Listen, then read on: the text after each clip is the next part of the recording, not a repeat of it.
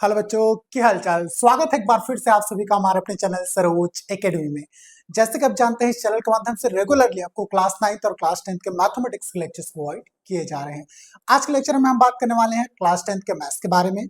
हम अभी चैप्टर 2 पढ़ रहे हैं। चैप्टर 2 में भी कौन सा प्रश्नावली 3 पढ़ रहे हैं ना। प्रश्नावली 3 के आज हम क्वेश्चन लगाने वाले हैं। तो चलिए वीडियो शुरू करते हैं। काफी ज्यादा मजा आने वाला है इस वीडियो में आपको, तो प्लीज बने रहिएगा। बहुत ज्यादा इंटरेस्टिंग वीडियो होने वाला है। चलिए वीडियो शुरू करते हैं। चलिए फटाफट, आपके पास चैप्टर 2 में कौन सा एक्सरसाइज 3 का आपको पहला क्वेश्चन आपके सामने उपलब्ध है। क्वेश्चन क्या बोलता है, दर्शाइए कि निम्न समीकरण निकाय का एक अद्वितीय हल है। मतलब ये जो आपको दिया हुआ है क्वेश्चन, मतलब समीकरण 1 मान लो, इसको समीकरण क्या मान लो, 2 मान लो, तो आपको ये बताना है कि सॉल्व करने पर ये जो क्वेश्चन है ये इसका अद्वितीय हल है कि नहीं। अब ये मीनिंग में फंसता है ना। लास्ट लेक्चर में मैंने पूरा क्लियर किया है आपको कि ये चीजें क्या है, अद्वितीय हल क्या होता है, कोई हल नहीं क्या होता है, और लास्ट कंडीशन कौन सा होता है, अनंत हल क्या होता है। तीनों का केस बताया था। इन तीनों के केस को मैं एक बार फिर से आपके लिए रिपीट करूँ ना, ध्यान से सुनिएगा। बड़ी इंटरेस्टिंग चीजें हैं, तीनों चीजें याद रहेंगी ना, पूरा का पूरा क्वेश्चन बनेगा, एक भी क्वेश्चन गलत नहीं होगा, मैं ये गारंटी देता हूँ आपको। यहाँ पर देखिएगा, सबसे पहला कंडीशन लिखता हूं यहाँ पे। जब जब दो रेखाएं क्या करती है बेटा, एक दूसरे को क्या करती है, प्रतिच्छेद करती है। तब याद रखना, जब भी बेटा दो रेखा एक दूसरे को प्रतिच्छेद कर देना, तब के केस में प्रतिच्छेद का मतलब होता है, मान के चलिए आप ग्राफ है, ये ऐसा ग्राफ बनाते हो नहीं, ये क्या होता है बेटा, आपका एक्स एक्सिस होता है, ये क्या होता है, वाई एक्सिस होता है। एक्स अक्ष और वाई अक्ष। इसके अंदर आप जब ग्राफ प्लॉट करते हो, मैंने ग्राफ सेक्शन पढ़ाया था तब पढ़ाया है, ऐसे लाइन खींचते हो, ऐसे लाइन खींचते हो, ठीक है। और ये दोनों लाइनें जिस पर्टिकुलर पॉइंट पे कट करते हैं ना बेटा, वहां पे आपको एक सॉल्यूशन मिलता है। एक ही पॉइंट पे कट किया था, आपको एक ही सॉल्यूशन मिलेगा। इस पर्टिकुलर पॉइंट पे आपको एक्स का एक मान मिलेगा, वाई का एक मान मिलता है कि नहीं मिलता है, मिलता है। ग्राफ मेथड में ध्यान से देखोगे, मैंने ऐसे लाइन खींच के एक पॉइंट पे कट करके वहां पे आपको सॉल्यूशन निकाल के दिखाया। तो एक्स और वाई का, इसको भी सॉल्व करोगे ना दोनों समीकरण को, आपको एक्स वाई के एक एक मान मिलेंगे।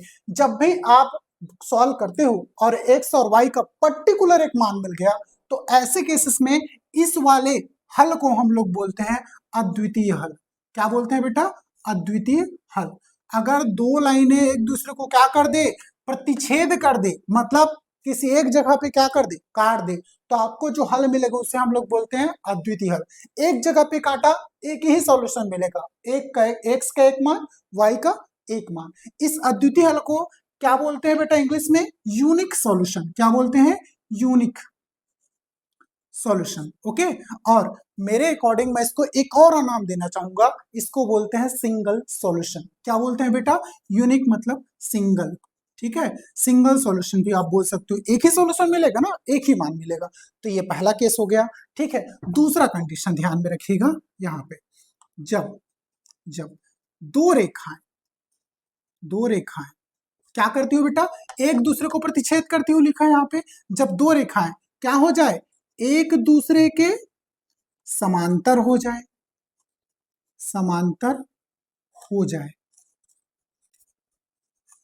तब इसके केस में देखना, मैंने यहाँ पे क्या लिखा है, जब दो रेखाएं एक दूसरे के समांतर हो जाए। सेम चीज फिर से आप ग्राफ बनाओ, ऐसा जैसे ग्राफ आप प्लॉट करते थे, याद है नहीं, ये एक्स अक्ष होता है, ये क्या होता है बेटा, वाई अक्ष।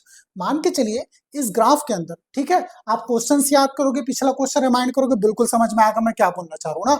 इसलिए पिछला वीडियो लेक्चर बिल्कुल वापस जाके देखो। जब दो रेखाएं, ये पहली रेखा, ये दूसरी रेखा, दोनों रेखा एक दूसरे के क्या हो जाए बेटा, समांतर हो जाए। पहली रेखा का मतलब होता है पहला इक्वेशन जो आपको क्वेश्चन में दिया है, दूसरी रेखा का मतलब दूसरा इक्वेशन ना। यहाँ भी जो पहली रेखा है और ये दूसरा रेखा है, इन दोनों इक्वेशंस के यहाँ पे पर्टिकुलर क्या होंगे, वो लाइन है, उसका आप नाम यहाँ पे लिखोगे। तो ये दोनों रेखा अगर एक दूसरे को ना काटे, कैसे चले बेटा, समांतर चले। समांतर का मतलब ऐसी दो लाइनें जिनके बीच की दूरी हमेशा क्या हो बेटा, एक समान हो। मतलब अगर इन दोनों के बीच की दूरी अभी 10 सेंटीमीटर है, तो अनंत काल तक ये दोनों लाइनें जब तक साथ साथ चलेंगे ना, इनके बीच की दूरी हमेशा क्या रहेगी बेटा, 10 सेंटीमीटर रहेगी। कहने का मतलब ये दोनों लाइनें एक दूसरे को कभी प्रतिच्छेद करेंगी क्या, कभी काटेंगी क्या, नहीं। ये दोनों लाइनें एक दूसरे को किसी भी पॉइंट पे नहीं काटेंगे। भाई मैंने अभी आपको बोला, जिस पर्टिकुलर पॉइंट पे ये दोनों लाइनें एक दूसरे को काट रहे हैं, उसी पॉइंट पे आपको क्या मिलता है, सॉल्यूशन मिलता है।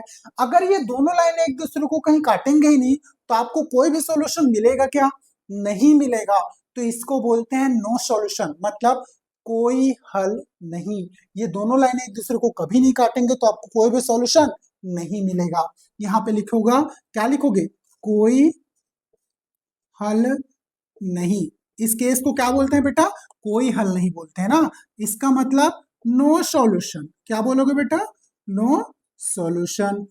ओके, कोई हल नहीं। थर्ड केस सबसे इंपॉर्टेंट केस, ये याद रखिएगा ना, ये बहुत अच्छे से याद रखिएगा, सबसे ज्यादा कंफ्यूजन इन्हीं केसेस में होते हैं। यहाँ पे क्या लिख रहा हूं मैं, जब जब दो रेखाएं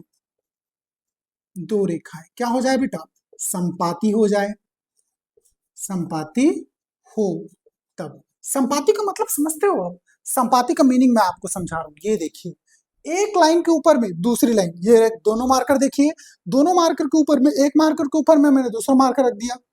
आप फ्रंट से देखो, आपको एक ही मार्कर दिख रहा होगा, दूसरा दिखता है क्या, नहीं दिखता है। हालांकि अभी दिख रहा होगा ना, इतना मत सोचो। ऐसा नहीं कि सर बोल रहे हैं मतलब यार दिख रहा है ऐसा करके बोल दो, कमेंट बॉक्स में कमेंट कर देते हैं कि बच्चे ना, इसलिए बोल रहा हूँ।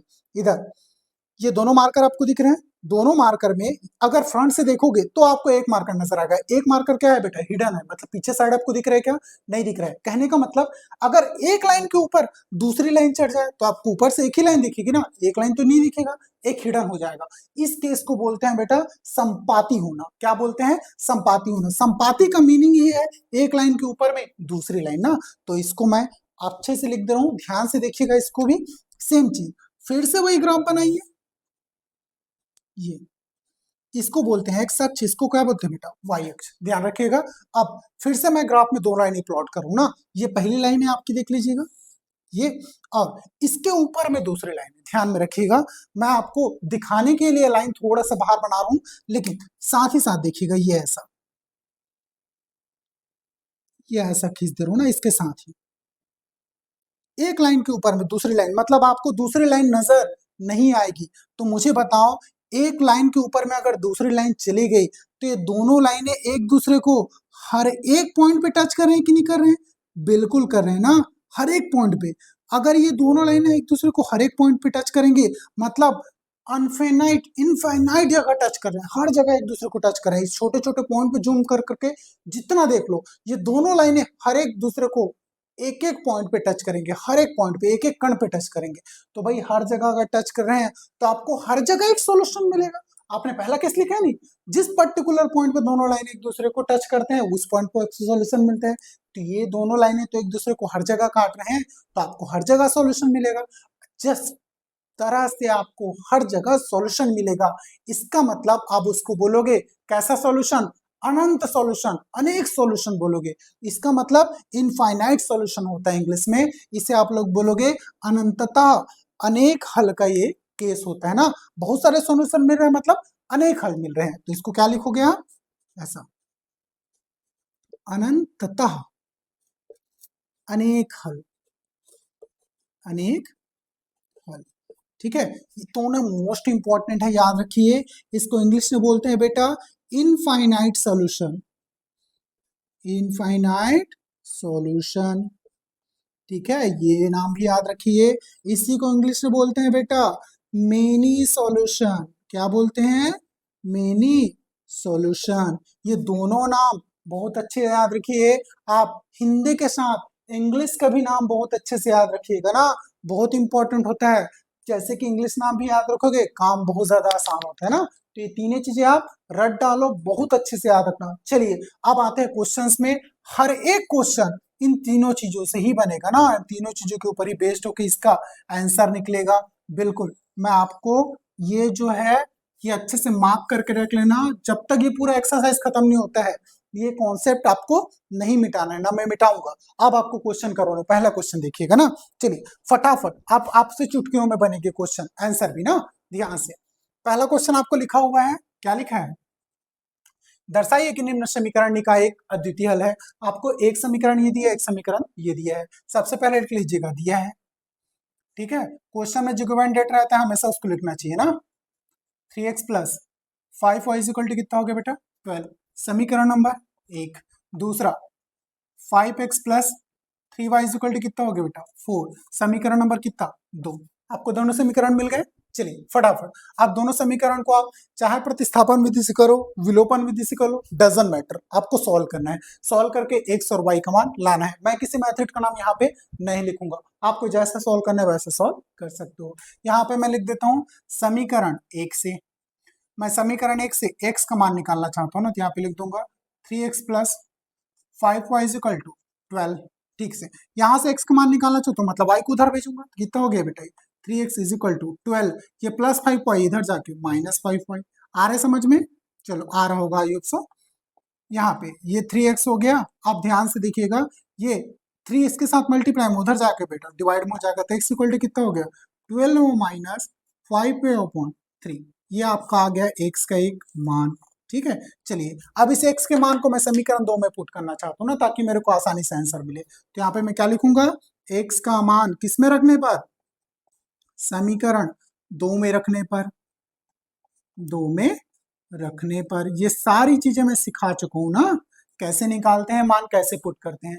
अगर एक से निकाले हो तो 2 में रखोगे, और 2 से निकाले हो तो किस में रखोगे, 1 में रखोगे। बिल्कुल ये पता होना चाहिए। चलिए रखते हैं फटाफट मान। यहाँ पे देखिए समीकरण 2 कितना है, 5x plus 3y is equal to कितना है बेटा 4, रखते जाइए मान। ये 5x की जगह कितना 12 माइनस 5y, y कितना है बेटा 3, plus 3y is equal to कितना है बेटा 4। चलो मल्टीप्लाई करो, 5 का अंदर गुणा करते जाना ना, 5 का गुणा ऊपर वाले से होगा, नीचे के साथ तो भाग में है, तो इसे कीजिए 12 पंचे 60 माइनस 5 पंचे 25y, ठीक है, अपॉन के बेटा 3, ठीक है, ये plus 3y is equal to कितना 4। अब 3 के तिरिया गुणा कर दो, 3 का तिरिया गुणा इससे भी होगा, इससे भी होगा, दोनों से करो, कितना हो गए 60 माइनस ये 25y प्लस 3 तिया 9y इज इक्वल टू, ये जो 3 नीचे में बचा ना इसका भी गुणा होगा इससे, 4 तिया 12। ये समझ में आता है आपको कैसे होता है तिर्यक गुणा, जो नीचे में बटे में रहता है ना इसको इससे गुणा करो, फिर इसको इससे गुणा करो, ये नीचे से हट जाएगा। ठीक है, सिर्फ इससे गुणा करोगे ना तो नीचे में रह जाएगा, और उस तरफ गुणा कर दोगे इसको, इधर भाग में उधर जाके गुणा में, तो 4 तिया 12 ऐसे होता है मल्टीप्लाई ना, ध्यान में रखिएगा। ये देखो ये 60 माइनस 25 प्लस 9, मतलब 25 में से 9 गया, कितना बचा, तो आप बोलोगे सर माइनस का 16 बचा, तो ये 16y इज इक्वल टू कितना हो गया 12, है ना। तो ये देखो माइनस 16y उधर जाएगा तो प्लस 16y, ये प्लस 12 इधर आएगा तो माइनस 12, तो ये हो गया 60 माइनस 12 और ये 16y। चलिए 60 में से 12 गायब कीजिए, तो आप बोलोगे सर 48 बचेगा, तो यहाँ पे मैं लिख देता हूँ 16y इज इक्वल टू कितना 48। चलिए अगर ये नीचे का पोर्शन आपको नहीं दिख रहा होगा, थोड़ा दिक्कत जाता है ना, तो इसको मैं हटा देता हूँ, थोड़ा सा ऊपर में लिख देते हैं, कोई इशू नहीं है। ये देखिएगा, चलिए यहाँ पे लिखा है इसको 60 माइनस 12 कितना हो गया 48 इज इक्वल टू, ये कितना हो गया बेटा 16y। ठीक है, तो मुझे बताओ y का मान कितना आएगा, आप बोलोगे सर 48, और इस 16 गुणा में इधर जाके भाग में। चलिए फटाफट डिवाइड कीजिए, तो 16 के टेबल में 48 आता है क्या, भाई अगर नहीं भी आता हो 8 के टेबल में 16 आता है कि नहीं आता है, तो इसके टेबल में 8 के टेबल में 48 भी देख लो, तो आप बोलोगे सर 8 दूनी 16 और कितना हो गया 8 पंचे 40, 8 छक्के 48, तो भाई 16 के टेबल आपको और आपको आता हो तो वो भी पढ़ लो, 16 कम 16, 16 दूनी 32, 16 दिया 48। ठीक है, तो y का मान कितना आ गया बेटा 3। अब मुझे बताओ अगर y का मान आपको 3 मिल गया, x का मान यहाँ से नहीं निकाल पाओगे, इसको आप समीकरण 1 माने, इसको 2 माने, इसको बेटा 3 मान लेना। क्या मान लोगे 3 मान लेना। यहाँ डायरेक्ट लिखना, क्या लिखोगे y का मान किस में रखने पर, समीकरण 3 में रखने पर, समीकरण 3 में रखने पर, चलिए फटाफट रखते हैं, तैयार हो जाओ। यहाँ पे y का मान 3 है, यहाँ पे रखते जाओ, कितना हो गया रे x is equal to 12 minus 5 into y का मान कितना है बेटा 3, ये लो बटे में 3, x इज इक्वल टू कितना हो गया बेटा 12 माइनस 5 ना, तो ये 12 लिखा, माइनस 5 दिया 15 बटे 3, तो x इक्वल टू कितना हो गया 12 माइनस 15, बताइए फटाफट। तो आप बोलोगे सर -3, तो यहाँ पे लिख देता हूं मैं -3/3। तो x इक्वल टू कितना हो गया 3 एकम 3, तो -1। बेटा आपको ध्यान से देखोगे, आपको y का भी एक मान मिल गया, x का भी एक मान मिल गया। y और x दोनों के एक एक मान मिल गया ना, तो मुझे बताओ इनमें कौन सा टाइप का सॉल्यूशन होगा। भाई आप बोलोगे सर अगर x और y दोनों के एक एक मान मिल गए, मतलब दोनों समीकरण एक दूसरे को, दोनों रेखाएं कहीं ना कहीं पे काट रही हैं, जिस पर्टिकुलर पॉइंट पर काट रही है उस पॉइंट पर आपको सॉल्यूशन मिल रहा है, मतलब ये जगह पे एक दूसरे को काट रहे हैं और इस जगह का सॉल्यूशन आपके पास उपलब्ध है, कितना है बेटा -y और 3, तो इस पर्टिकुलर जगह पे काट रहे होंगे। मान के चलिए ऐसा हो सकता है, पॉसिबल है, ये वाला जो इक्वेशन दिख रहा है ये एक लाइन को दर्शाता है और दूसरा इक्वेशन दूसरे लाइन को। मान के चलिए ये वाला जो लाइन दिख रहा है ना, इसके इक्वेशन ये हो सकता है 3 प्लस कितना बेटा 5y इक्वल टू कितना 12, और ये दूसरा वाला लाइन दिख रहा है, इसका इक्वेशन नीचे वाला हो सकता है कितना बेटा 5x plus 3y equal to 4। ऐसे होते हैं ये दोनों इक्वेशन। ये पहला इक्वेशन लाइन दिख रहा है, पहला इक्वेशन दर्शा दिए, दूसरी लाइन दूसरा इक्वेशन दर्शा दिए। इनका जो सॉल्यूशन है इस पर्टिकुलर पॉइंट पे, जिस पॉइंट पे काटे हैं वहां पर आपको आंसर मिलेगा, वो ये है। मान के चलिए ऐसा कितना -1, 3। हालांकि आप यहाँ पे -1 और 3 दिख रहे हो, तो चतुर्थांश होता है, चतुर्थांश में 4 अलग अलग सेक्शंस बनते हैं, जिसमें कुछ प्लस कुछ माइनस वाले केसेस आते हैं। यहाँ पे माइनस प्लस का केस है, तो ये पर्टिकुलर यहाँ तो नहीं बनेगा, किसी दूसरे चतुर्थांश में बनेगा ना, बिल्कुल याद रखिए। अगर x का मान माइनस है और y का मान किस में बेटा प्लस में, तो ये द्वितीय चतुर्थांश का केस है। किसका? द्वितीय चतुर्थांश का, मतलब ये इस तरफ बनेगा, यहाँ पे मिलेगा ना आपको जो x और y के जो मान है पर्टिकुलर, उसमें अभी मत चाहिए, बिल्कुल ध्यान रखिए। पर्टिकुलर किसी एक जगह पे अगर दोनों लाइन एक दूसरे को काट दिए तो आपको कौन सा हल मिलेगा बेटा? अद्वितीय हल। तो यहाँ पे लिखिएगा अतः, अतः चूंकि, क्या लिखोगे? चूंकि x इक्वल टू कितना है बेटा x व y के मान, y के मान क्रमशः क्या क्या है बेटा आपके पास? क्रमशः कितना है? -1 व 3 है, 3 है। अतः, अतः दोनों रेखाएं एक दूसरे को, ऐसा मत लिखना दोनों रेखा, इतना लंबा सॉल्यूशन मत लिखना, डायरेक्ट लिख दो अतः कौन सा? अद्वितीय हल प्राप्त होगा, डायरेक्ट लिख दो अतः अद्वितीय हल प्राप्त होगा, अद्वितीय हल प्राप्त होगा। ठीक है, रीजन तो आपको पता है कैसे आता है आंसर, ये चीजें मैं यहाँ पे समझा चुका हूँ। एक पॉइंट पे काटे तो एक हल मिलेगा ना, एक्स और वाई का पर्टिकुलर मान मिल गया। अगर दोनों जगह दोनों एक दूसरे को नहीं काटेंगे तो आपको कोई सॉल्यूशन नहीं मिलेगा, तो दूसरा केस लोगे और बहुत सारे हल मिले तो अनंत हल, अनंत हल के भी आपको केसेस यहाँ पे देखने को मिलेंगे। चलिए इसको फटाफट नोट डाउन कर लीजिए, पूरा डेटा इरेज करता हूँ मैं। आई होप सो आपने स्क्रीनशॉट ले लिया होगा, नोट डाउन कर लिया होगा, पूरा डेटा मिटाएं फिर आगे बढ़ते हैं ना। चलिए चलिए बच्चों, आपके पास दूसरा क्वेश्चन उपलब्ध है जो कि आपको बोर्ड में दिख रहा होगा। चलिए फटाफट इसके सॉल्यूशंस की बात हैं। क्वेश्चन क्या पढ़ लीजिए, दर्शाइए कि निम्न समीकरण निकाय कौन सा कंडीशन दिए बता अनंततः अनेक हल हैं। अनंततः अनेक फल मतलब दोनों रेखाएं जब संपाती होती है तब आपको मिलता है अनंततः अनेक हल। तो ये वाला कंडीशन देखते हैं, मतलब मेनी सॉल्यूशन इनफाइनाइट सॉल्यूशन के केस आपको देखने को मिलेगा, मतलब एक्स और वाई के बहुत सारे मान आपको मिल सकते हैं। चलिए यहाँ पे इसको सॉल्व करते हैं, तो देख लीजिएगा यहाँ से सबसे पहले लिखिएगा, दिया है हमेशा जो दोनों समीकरण दिया उसको नाम दे दो। 2x minus 3y equal to कितना बेटा 5, और ये 6x minus 9y equal to कितना बेटा 15। समीकरण 1 मान लो, इसको समीकरण नंबर 2 मान लो। समीकरण किसी पर्टिकुलर एक से वैल्यू निकालो, दूसरे में लाके पुट करो। मैं यहाँ पे लिखता हूँ तब समीकरण 1 से, तब समीकरण 1 से, 1 से मैं समीकरण 1 ले लेता हूँ कितना 2x minus 3y equal to कितना बेटा 5। तो यहाँ पे ये 2x माइनस 3y उधर जाके प्लस 3y, तो ये प्लस 3y। ठीक है, चलिए तो x वैल्यू को इक्वल टू कितना हो जाएगा बेटा 5 plus 3y divided by, x का मान कितना आ गया बेटा, x बराबर कितना 5 प्लस 3y डिवाइडेड बाय 2। तो ये x का मान आपको मिल गया। चलिए इस x के मान को ले जाके दूसरे समीकरण में पुट करता हूँ तो मेरे को y का मान मिल जाएगा। यहाँ पे लिखिएगा x का मान किस में रखने पर, x का मान समीकरण 2 में रखने पर, 2 में रखने पर। चलिए x का मान समीकरण 2 में रखते हैं, यहाँ पे 6x minus 9y equal to हो गया बेटा 15। रखते जाओ फटाफट वैल्यू। 6 इंटू एक्स का मान कितना है बेटा आपके पास 5 plus 3y divided by 2 minus 9y is equal to कितना है बेटा 15। चलिए मल्टीप्लाई कीजिए 6 पंचे 30 प्लस 6 6 18 बटे 2 ठीक है minus 9y is equal to कितना है बेटा 15।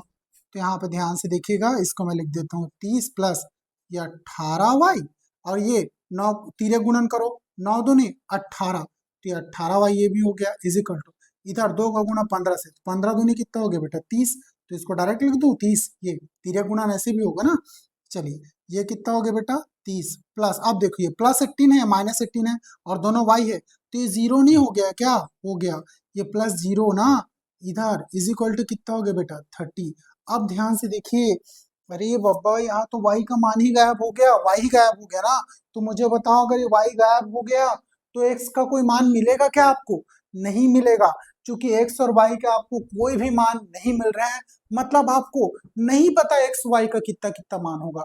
तो कौन सा केस मिल गया आपको अनंतता अनेक हल दोनों रेखाएं क्या है बेटा संपाती है एक दूसरे के ऊपर बहुत ज्यादा चिपके हुए हैं। इस कंडीशन में आपको ना तो x का मान सही समझते ना तो आप क्लियर रूप से x का कितना मान होगा ये बता पाओगे ना ही क्लियर रूप से आप y का कितना मान होगा ये बता पाओगे। ठीक है मतलब x और y के आपको बहुत सारे हल मिलेंगे अनंत हल आप जिसकी गणना नहीं कर सकते ना ऐसे केसेस आपको यहाँ पर देखने को मिल गए क्योंकि यहाँ से y ही गायब हो गया तो आपको x का कोई मान मिलेगा क्या नहीं मिलेगा ना। तो इस केस को क्या बोलते हैं बेटा अनंत हल का केस बोलते हैं। तो यहाँ पे लिखिएगा चूंकि x व y के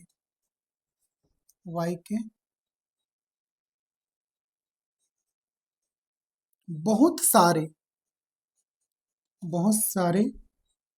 हल प्राप्त हो सकते हैं हो सकते हैं अतः यह अनंततः अनेक हल की स्थिति होगी अनेक हल की स्थिति होगी।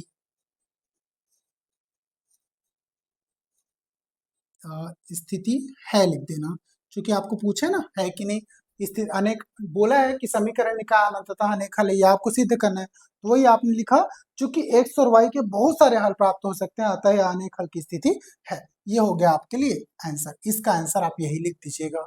चलिए फटाफट इसको नोट डाउन कर लीजिए फिर आगे बढ़ते हैं ना या फिर स्क्रीनशॉट ले लो। आप होप सो आपने इसका स्क्रीनशॉट ले लिया होगा या फिर नोट डाउन कर लिया होगा। तो आगे बढ़ते हैं पूरा डेटा मैं रीड कर रहा हूँ ना। तो चलिए बच्चों मिलते हैं नेक्स्ट वीडियो में ऐसी इंपॉर्टेंट इन्फॉर्मेशन के साथ। जाने से पहले हमारे चैनल को लाइक शेयर एंड सब्सक्राइब करना ना भूलिएगा। चलिए मिलते हैं नेक्स्ट वीडियो में ऐसी इंपॉर्टेंट इन्फॉर्मेशन के साथ।